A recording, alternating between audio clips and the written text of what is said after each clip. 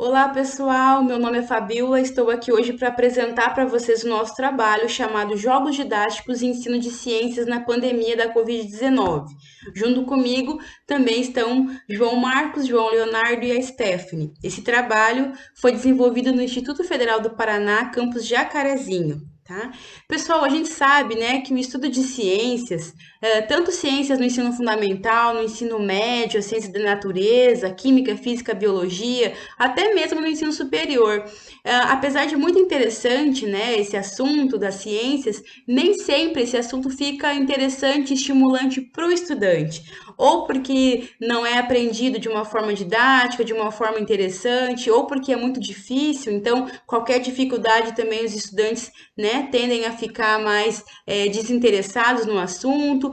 Então, apesar de muito legal e interessante, sempre as ciências como um todo enfrentam muitas barreiras, né, no seu ensino, né, no ensino-aprendizagem, e os estudantes nem sempre gostam. Junto a isso, a gente também tem que muitas escolas, né, carecem de um aparato experimental, né, que é muito interessante e muito importante, né, as práticas experimentais para os estudantes fazerem. Então, junto a isso, né, a estrutura do nosso ensino brasileiro também não permite, né, não suporta essas experimentações nas escolas.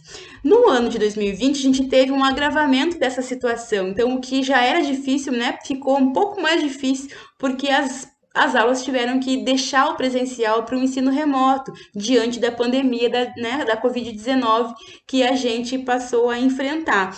Então, no ano passado para cá, né, os estudantes, os docentes ficaram com mais um desafio aí de como, né, ensinar, estudar ciências de uma forma remota, de uma forma à distância. Dessa maneira, o objetivo do nosso trabalho foi relacionar a pandemia da Covid-19 com algumas metodologias para o ensino de ciências na base dos jogos, criando, elaborando e jogando para deixar o ensino de ciências mais lúdico, mais interessante. Para isso, nós usamos uma metodologia que se baseia numa pesquisa exploratória, uma pesquisa bibliográfica, onde buscamos vários tipos de trabalho com sucesso na metodologia de jogos didáticos para o ensino de ciências. E como resultado, nós trazemos aqui para vocês a elaboração de um jogo de memória, dominó, um jogo de tabuleiro e também um jogo no estilo bingo.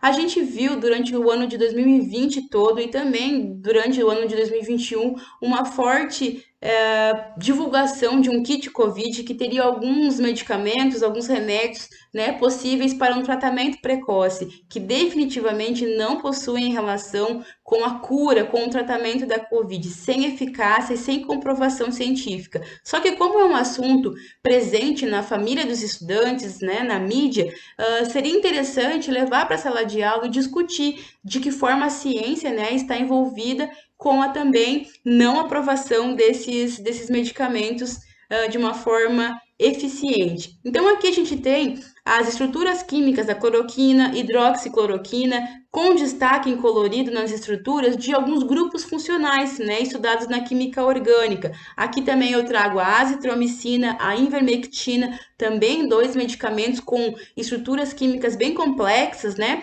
e os grupos funcionais em destaque.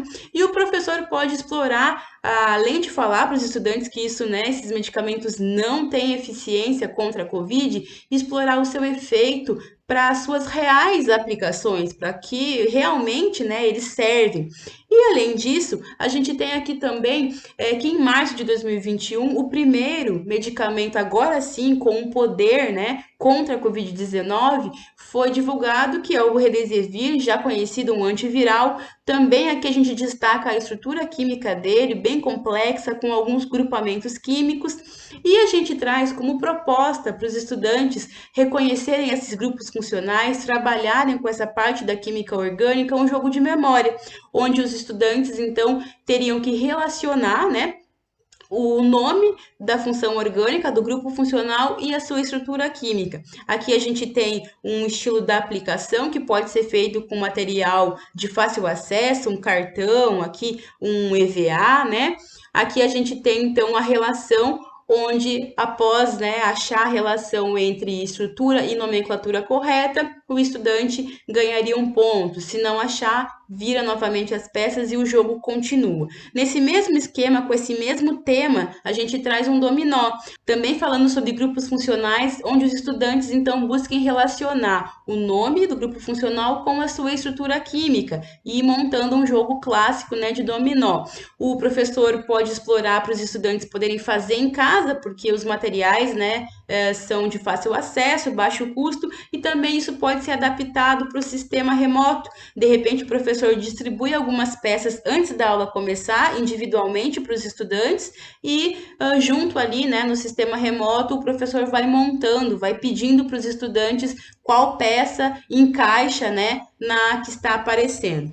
Também, para a volta às aulas, esse jogo é completamente fácil, né, de ser executado. Outro assunto que ficou bastante em pauta, principalmente no início de 2021, foi a falta de oxigênio em alguns hospitais, levando, infelizmente, algumas pessoas à morte.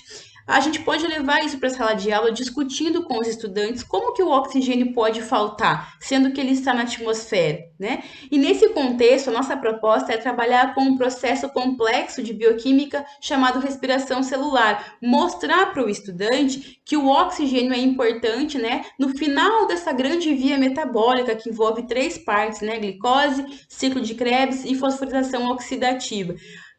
Mostrar para os estudantes que o oxigênio junto com a glicose são super importantes para que todo o processo de geração de energia no nosso corpo mantenha, né, o corpo vivo. Então, a nossa proposta para esse tema seria um jogo de tabuleiro sobre a respiração celular, onde uma das possíveis formas de se jogar seria o professor distribuindo antes da aula alguns elementos para os estudantes e em grupo ou individualmente depois esses estudantes tentarem completar essa via metabólica, né, em sequência, mostrando mais uma vez a importância do oxigênio ao final da via metabólica, recebendo os elétrons, né, e fazendo com que o processo todo seja completado com sucesso. Dependendo da série, do nível, o professor faz algumas adaptações e pode desenvolver esse jogo, ou em pequena escala, de forma remota, ou até em grande escala, de repente fazer um tabuleiro grande, né, que tome a sala de aula inteira, seria bastante interessante também para os alunos fazerem uma interatividade, inclusive